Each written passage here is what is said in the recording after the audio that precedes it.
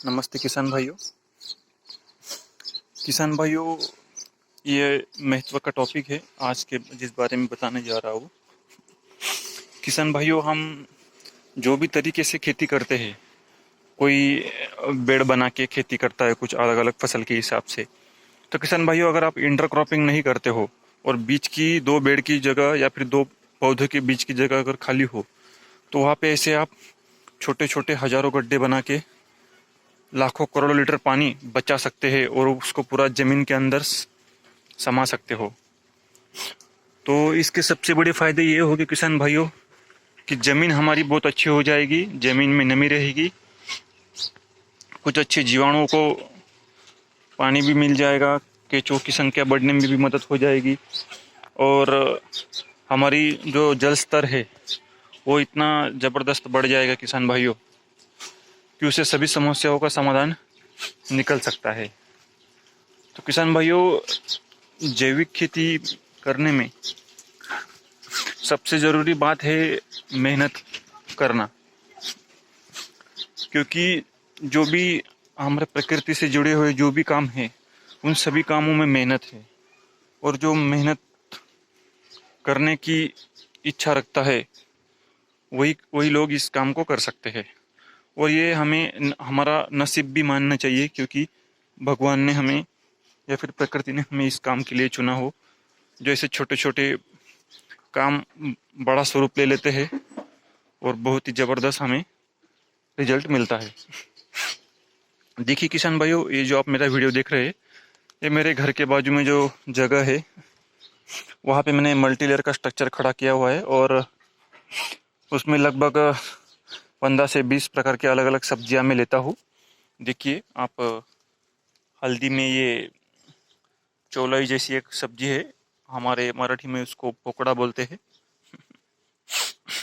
अभी ये पौधे काफ़ी बड़े हो गए हैं, बाकी का हमने सब्जी के लिए इस्तेमाल कर लिया है, और ये जो बड़े बड़े दिख रहे हैं ये हमने बीज के लिए छोड़ दिए हैं। ये सब देसी बीज है टोटल। देखिए, ये देखिए किसान भाइयों, ये है कंटोला।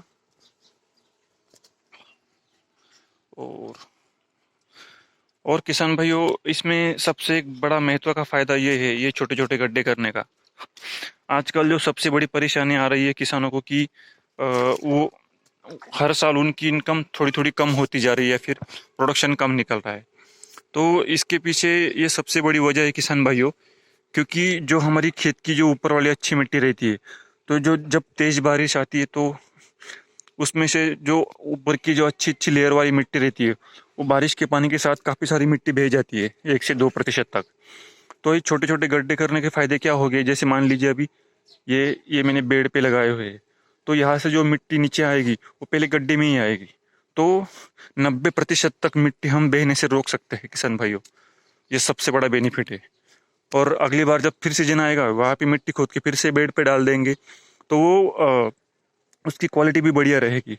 और बीच बीच में जो थोड़ी बहुत खरपतवार वो निकलती है उसको हम उस गड्ढे में अगर डाल देते हैं तो उसकी अच्छी सड़ने के बाद अच्छी खाद भी बन जाती है। तो ये सबसे बड़ा बेनिफिट है कि पहला बेनिफिट, हज़ारों लाखों लीटर पानी हम ज़मीन के अंदर समा लेते हैं, और दूसरा बड़ा फ़ायदा कि जो अच्छी वाली मिट्टी है उसको बहने से भी हम रोक लेते हैं। तो किसान भाइयों, एक छोटे सा एक्टिविटी से बहुत ज़बरदस्त काम होते हैं। ठीक है, आप देख सकते हैं किसान भाइयों, इसमें ये जो आप देख रहे हैं यहाँ पे पूरा जैविक तरीके से मेरा ये सेटअप है।